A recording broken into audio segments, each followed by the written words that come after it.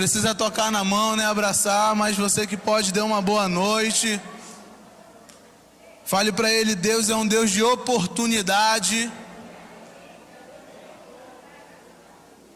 Aleluia.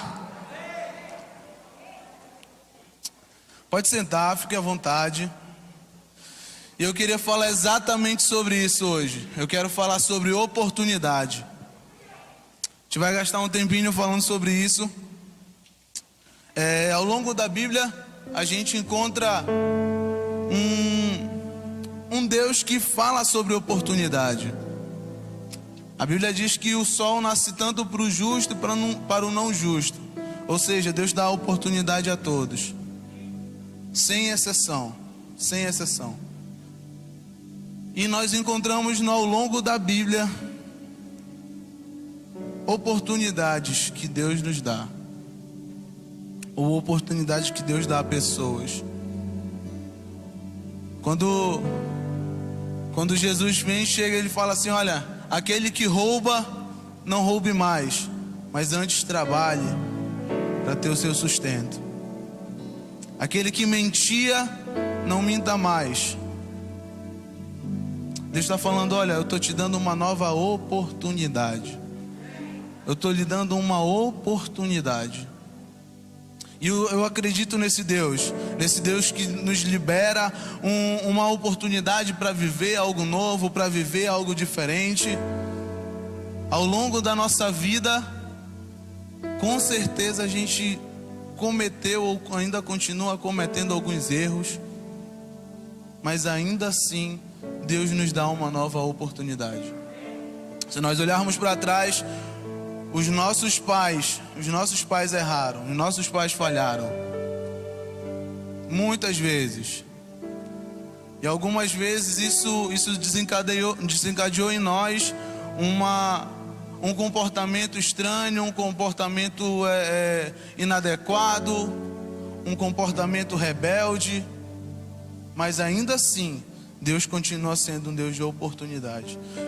Só pelo fato de você estar nesse lugar, Deus está dando uma nova oportunidade.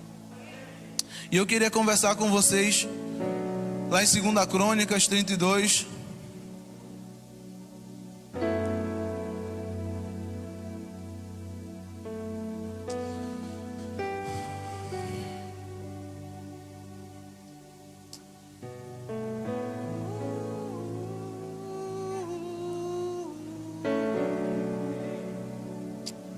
Aleluia. 2 Crônicas 32 diz assim, logo o primeiro versículo: depois dessas coisas e desses atos de fidelidade, Senaqueribe, rei da Síria, invadiu Judá e sitiou as cidades fortes, a fim de conquistá-las. Queria que a gente parasse por aqui, a gente começasse e desse um stopzinho aqui. Eu fiquei até desconcertado agora. Mas quem não sabe, esse capítulo 32 fala sobre Ezequias, o rei Ezequias. E o pai do rei Ezequias era Acais. Acais, ele fez tudo ao contrário que os pais dele ou que Davi fez. Acais se entregou aos ídolos, se prostituiu, adulterou. Acais fez tudo ao contrário que Davi tinha feito e o que o próprio Deus tinha falado para Davi fazer. Por conta disso, o próprio Deus feriu as cidades de Judá para que Acais pelo menos tivesse se tocar, falar, poxa, olha, Deus está tocando, Deus matou milhares por causa de mim, por causa do meu pecado. Mas ainda assim Acais não se tocou, não mudou o seu estilo de vida. Mas Ezequias, a gente começa lendo o capítulo 32, diz assim: depois dessas coisas e desses atos de fidelidade. Sabe o que Ezequias tinha feito? Ezequias tinha destruído tudo aquilo que os pais dele fizeram.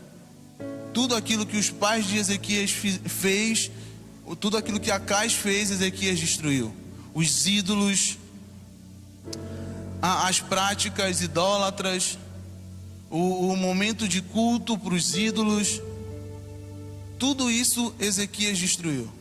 Por isso que o capítulo 32 começa dessa forma: depois desses atos de fidelidade. Sabe o que isso quer dizer para mim e para você? Quer dizer que tudo aquilo que os nossos pais fizeram, tudo aquilo que os nossos antepassados fizeram, Deus está nos dando uma nova oportunidade. Poxa, minha mãe foi macumbeira, o meu pai foi traficante, minha mãe foi traficante, minha tia foi idólatra, minha avó foi... Não interessa. Deus é um Deus de oportunidades. E Ele está nos dando uma oportunidade, está falando: olha, aquilo que os teus antepassados fizeram, talvez essas maldições que alcançaram, não vão acontecer na tua vida. Não vão acontecer dessa forma na sua vida. O começo de Ezequias a vida toda de Ezequias é admirável. Ezequias foi o cara que buscou a Jesus. Buscou a Deus, na verdade, né?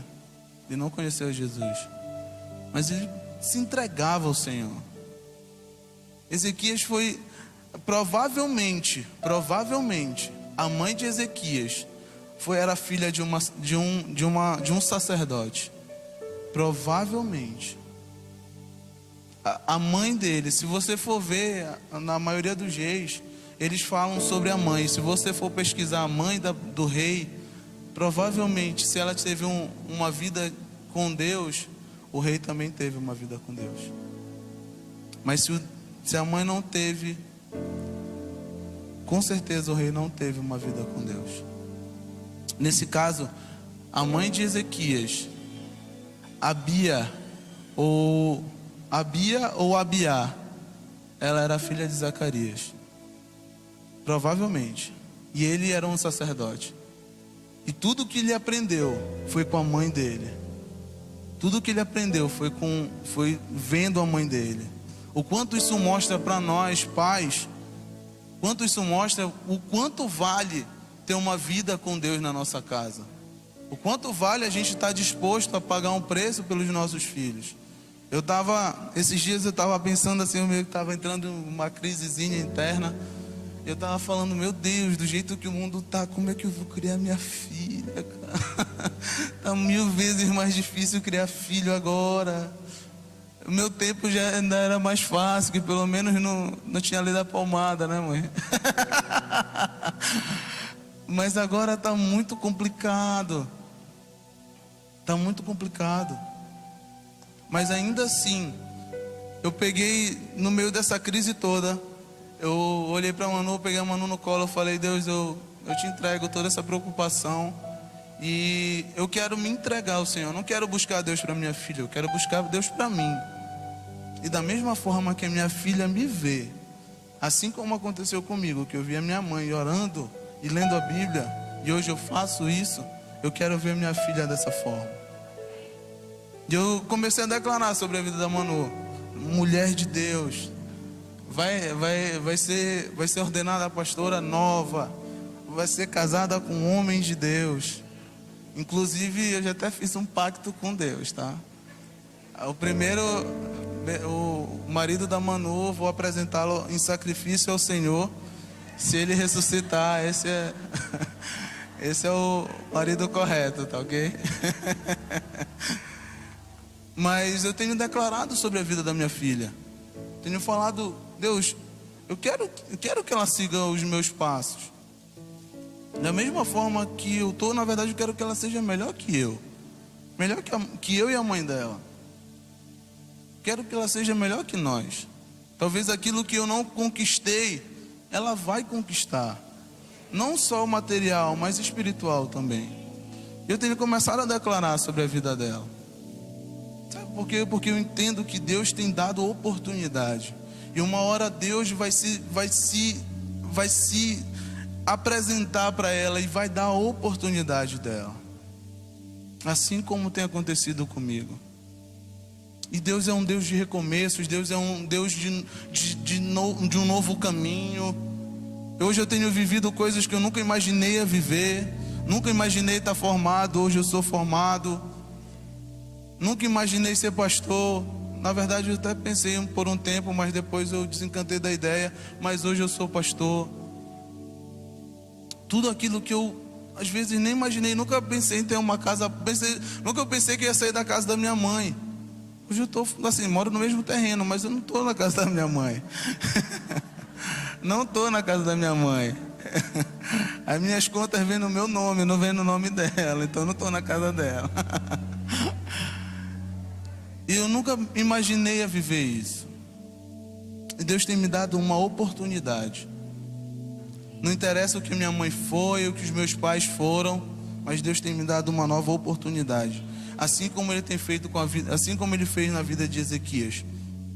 Vamos lá continuar lendo o capítulo 32, diz assim: quando Ezequias viu que Senaqueribe tinha vindo com o propósito de atacar Jerusalém, consultou os seus chefes, os seus oficiais, sobre tapar as fontes das águas que ficavam fora da cidade. Eles concordaram. No meio da oportunidade que Deus nos dá, Ele sempre vai nos dar conselheiros. E a Bíblia fala muito sobre conselhos. Em Provérbios 11:14 diz assim: não havendo sábios conselhos, o povo cai, mas na multidão de conselhos há segurança ou há sabedoria. Continuando em Provérbios 20:18 diz assim: os conselhos são importantes para quem quiser fazer planos, e quem sai à guerra precisa de orientação. Nós estamos numa batalha. Ah, não, eu sou paz e amor. Não, tu está numa batalha. Anjos e demônios guerreiam todos os dias pelas nossas vidas. Você está numa batalha. Você precisa de orientação. Você precisa de conselho. Nós precisamos de conselhos. Nós não podemos andar só. Quando a gente vai lendo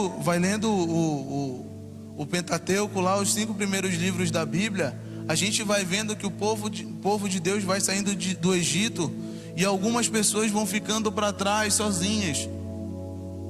E os amonitas, amalequitas vão começando a matar, a prender essas pessoas. Por quê? Porque elas andam só.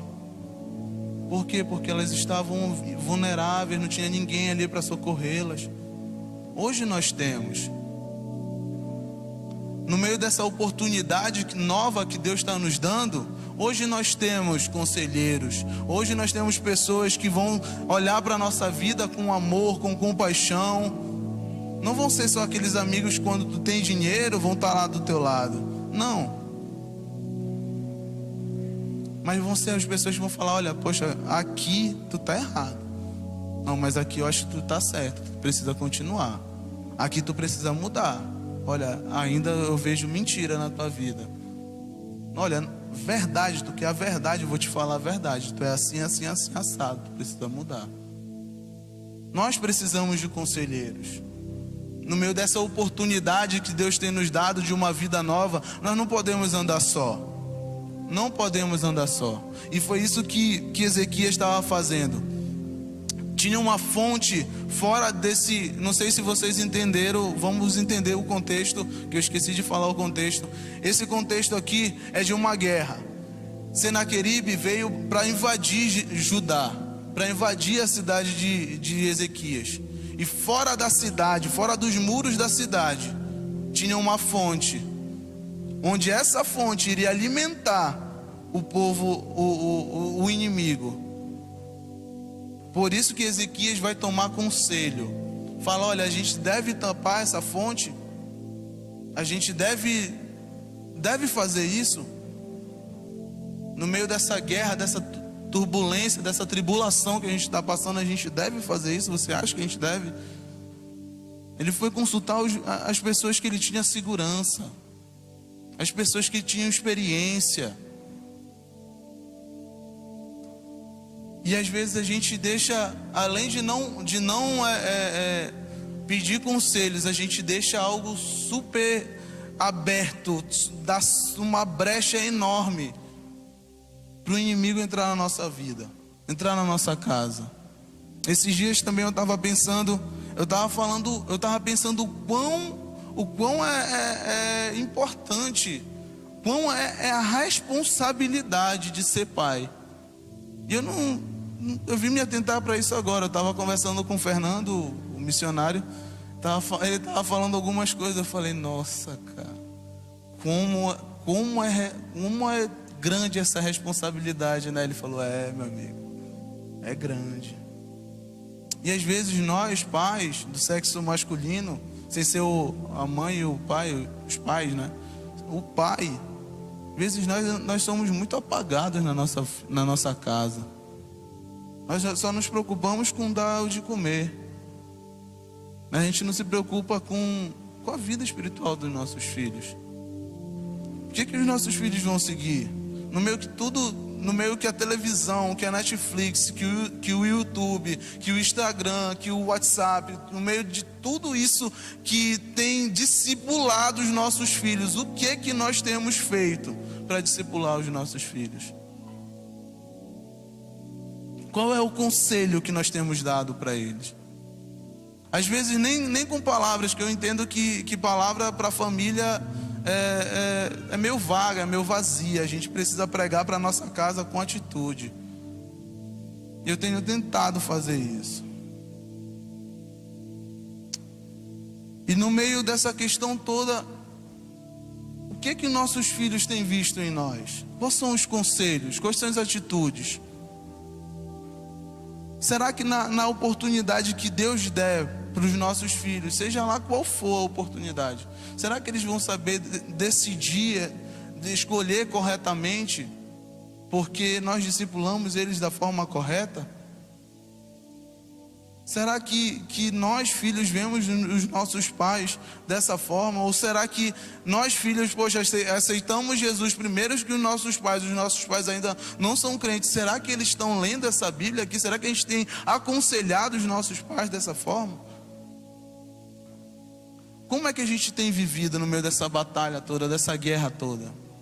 Será que a gente tem dado brecha para o diabo, para o inimigo? Que Senaqueribe nada mais é que o inimigo, que é o diabo. O que nós temos feito com as nossas oportunidades? E Ezequias veio tomar exatamente esse conselho.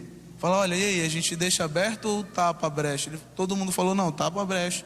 Até porque tu já fez ali um riozinho que vai dar num tanque, tem 5 metros, tem 5 quilômetros aqui, já dá pra gente ter água no tanque de Siloé, tá tudo correto. Então vamos tapar a brecha. Vamos tapar essa lacuna que tem aí. E a história continua, versículo 4, você que pode me acompanhe, diz assim: assim muita gente se ajuntou e tapou todas as fontes, como também o ribeiro que atravessava o território, dizendo, por que deixar os reis da Síria encontrarem tanta água?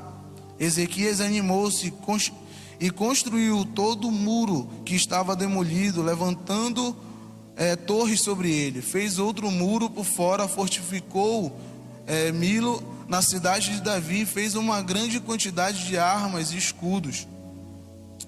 Então estabeleceu oficiais militares sobre o povo e, reunindo-os na praça junto à porta da cidade, animou-os dizendo: sede fortes e corajosos, não temais, nem desanimes por causa do rei da Síria, nem por causa de todo o exército que está com ele, pois está conosco maior do que está com ele. Ele tem a força humana, mas nós temos o Senhor, o nosso Deus, para nos ajudar e lutar contra nós. E o povo se tranquilizou com a palavra de Ezequias, rei de Judá. No meio da tribulação, para quem a gente dá louvor? No meio da angústia, no meio do processo, no meio das batalhas da vida, para quem a gente dá louvor? Sendo que murmuração é um louvor ao diabo. No meio das batalhas, para quem nós damos o louvor? Para Deus ou para o diabo? Eu estava pensando meu Deus, como é que eu preciso mudar no meio das batalhas? Pelo fato, eu acho que isso é do meu temperamento. Eu sou fleumático, então eu sou fleumático com melancólico. Aí tu já viu, né? Tudo eu quero me encavernar, tudo eu quero chorar. Deus estava falando aí, não é assim. Tu pode até chorar, mas tem um lugar quente para tu chorar, é na minha presença. É no lugar de oração, é no lugar de busca com Deus. Não é fácil. Não é fácil contra a tua natureza e contra o teu temperamento. Mas eu tenho entendido que eu só vou conseguir, só vou conquistar, eu só vou ir para frente, eu só vou prosseguir, eu só vou aproveitar essa oportunidade que o próprio Deus está me dando, se eu for para a presença dEle e entender que nele tem a resolução do meu propósito, que nele tem direção. Instruir-te-ei, te ensinarei o caminho que deve seguir, e sobre as minhas vistas te darei conselho. Ele ainda fala assim no Salmo 32, não seja como um cavalo ou como uma mula, ou seja, não seja um animal que não tem entendimento e que de outra sorte ainda não te obedece. Deus está falando, olha, vem para mim que aqui tem resolução. Deus está falando, olha, joga no meu peito, que eu sei como resolver isso. Mas eu te quero por inteiro também. Eu não quero, eu sei resolver isso, só que eu te quero tudo. O nosso problema é que às vezes a gente só vem para a igreja para Deus, para a gente usar Deus, não é para a gente ser usado por Deus. E a gente usa Deus quando a gente vem para a igreja só para resolver o nosso problema, só porque a gente quer alguma coisa. E não é esse o propósito. Não é esse o propósito. Jesus não morreu para nos dar bens. Mas Jesus morreu com um propósito. E esse propósito é que a gente cumpra o nosso propósito. E muitas das vezes nós não sabemos qual é o nosso propósito, porque a gente não vai para a presença de Deus. Porque a gente não começa a buscar a Deus. Eu estava vendo um curso de homilética e hermenêutica, e o pastor fala assim, olha, a pior coisa que um pregador pode fazer, ou melhor, um cristão pode fazer, é ir buscar a Deus por partes, é ler a Bíblia por partes, ou só ler a Bíblia quando ele precisa. Não, precisa ser todo dia, diário, toda hora.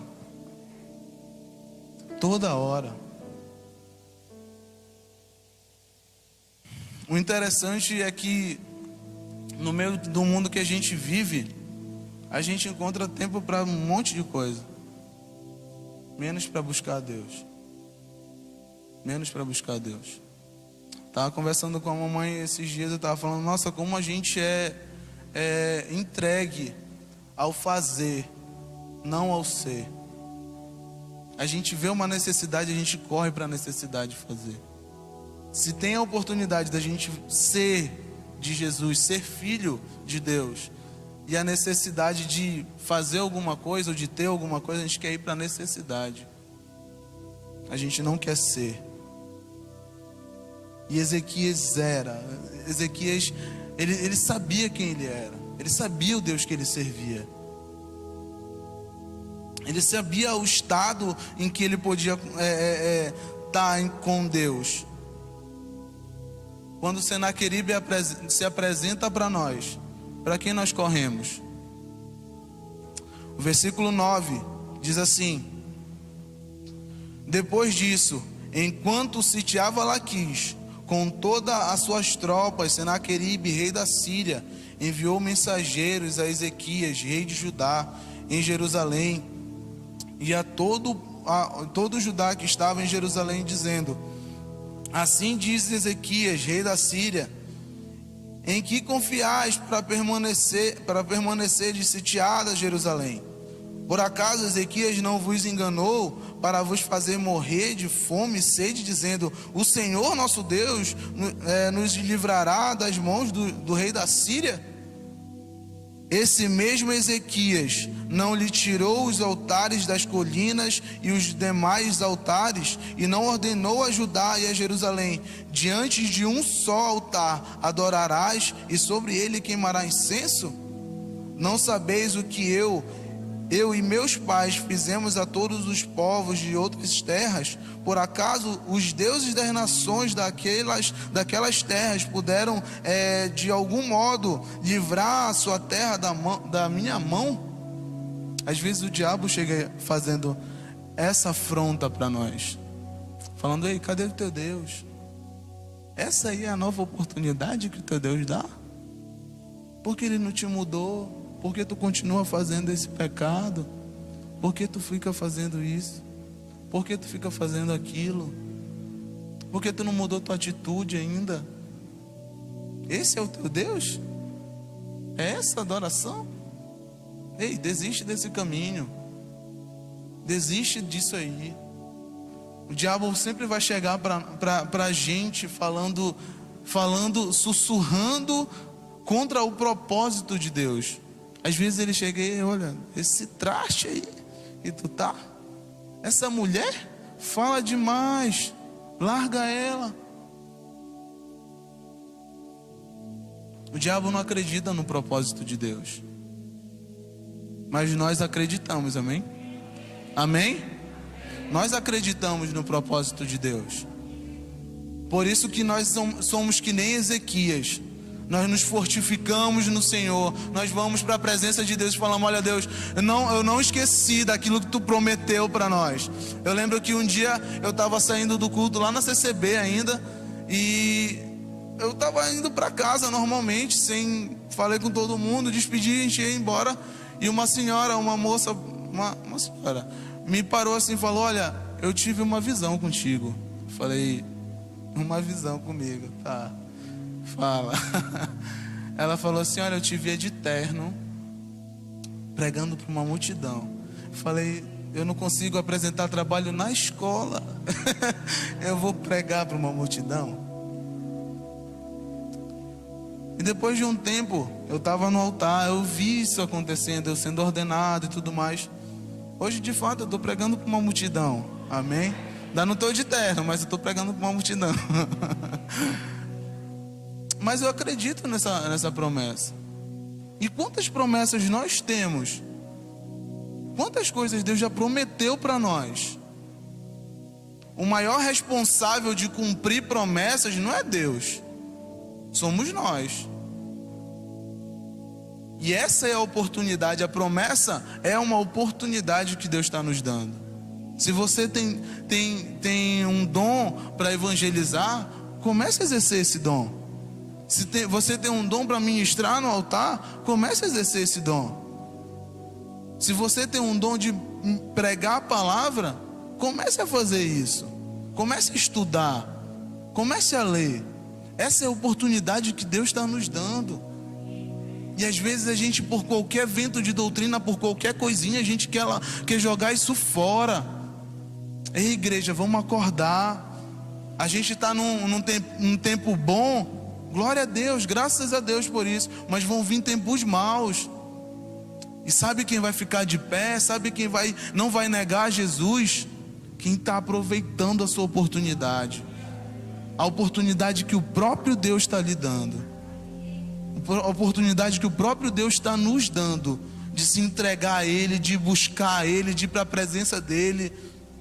De falar: eu não quero ouvir minha alma. Ei, minha alma, cala a tua boca. Eu vou seguir a Jesus agora. Eu vou seguir o propósito que Ele tem para mim. O maior responsável de cumprir, dessa promessa ser realizada na nossa vida não é Deus, somos nós. Ele é o responsável só de falar: olha, eu prometo isso aqui. Pronto, a promessa foi feita. Agora o maior responsável de trazer ela à existência somos nós. Somos nós, a igreja.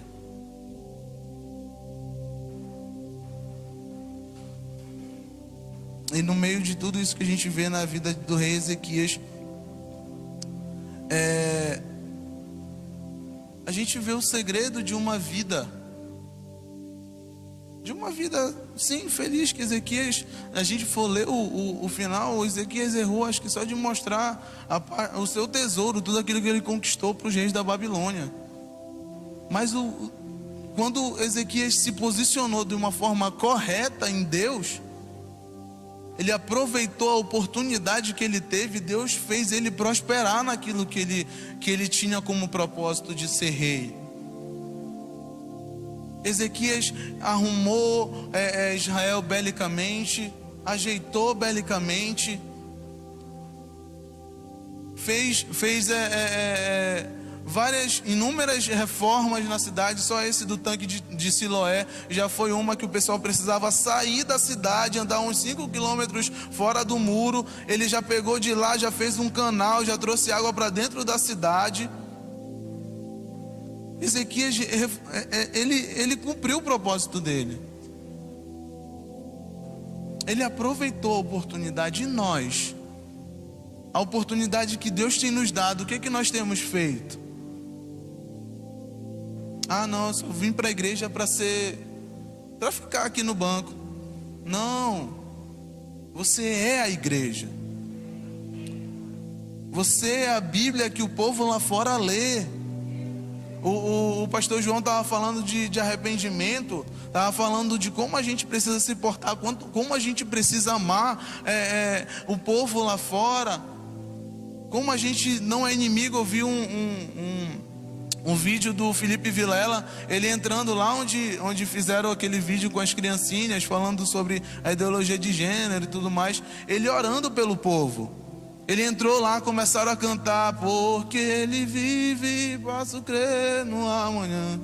Eles começaram a cantar, a igreja toda dele, foram lá, sentaram, encheram o lugar, começaram a cantar, oraram pelo povo. Quando eles estavam terminando lá, estavam lanchando, o gerente veio de lá: olha, muito obrigado por tudo que vocês estão fazendo. Nossa, nós nos sentimos tão amados, nós nos sentimos tão tocados. Uma prova de aproveitar a oportunidade e de ser a Bíblia que o povo lá fora lê.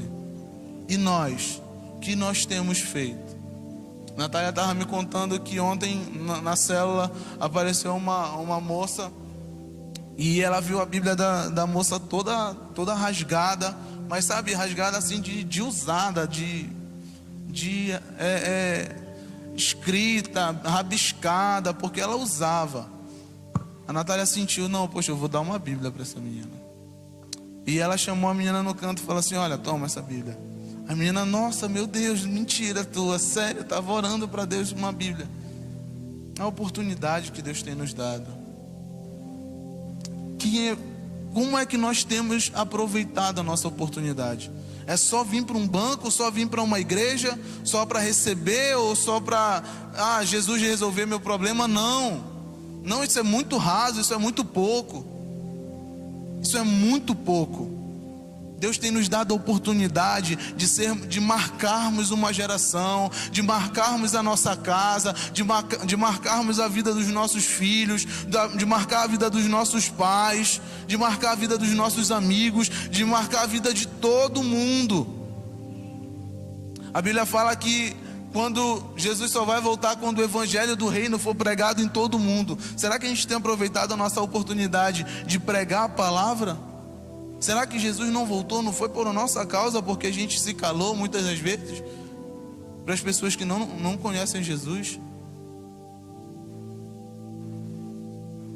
E essa foi a oportunidade que Deus deu a Ezequias. O Ezequias poderia ter feito tudo o que seu pai fez, ter se prostituído, ter, rasgado a Bíblia, ter rasgado: não quero saber, não sei, nem conheci Davi, não vou seguir os passos dele não. Mas Ezequias fez tudo diferente. Teve falhas, ele era um homem, assim como eu e você, mas marcou sua geração, aproveitou sua oportunidade. E nós, será que a gente tem aproveitado a nossa oportunidade? Será que nós temos aproveitado a nossa oportunidade? Às vezes a gente vem para a igreja e ainda bebe. A gente vem para a igreja e às vezes ainda fuma. A gente vem para a igreja e ainda fala palavrão. A gente ainda vem para a igreja e ainda mente, ainda odeia o próximo.